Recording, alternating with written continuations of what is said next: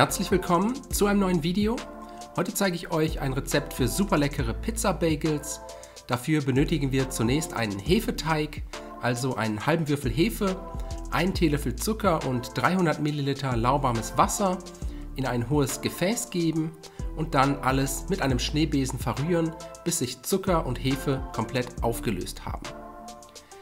Die Hefe-Wasser-Mischung anschließend zusammen mit 500 Gramm Mehl und einem Teelöffel Salz in eine Rührschüssel geben und dann mit einem Mixer mit Knethaken oder einer Küchenmaschine für 4 bis 5 Minuten verkneten, bis daraus ein glatter Teig entstanden ist, der sich komplett von der Schüsselwand lösen sollte.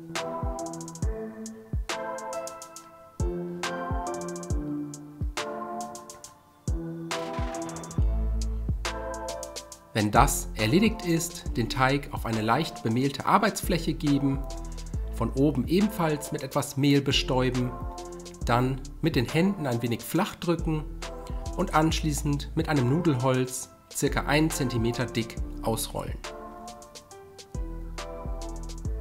Danach können wir anfangen, den Teig auszustechen.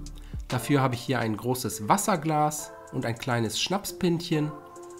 Zunächst mit dem Wasserglas kleine Kreise ausstechen und dann jedem Teigkreis mit dem Pintchen noch ein Loch in der Mitte verpassen.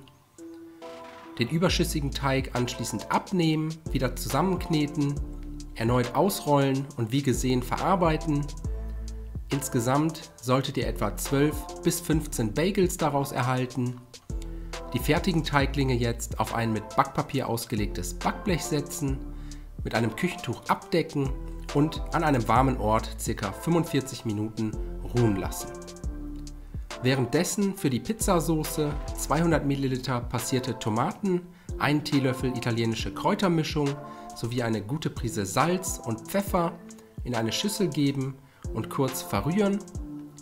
Danach habe ich hier noch ein paar Mini-Salamis, einfach mit einem Messer in dünne Scheiben schneiden.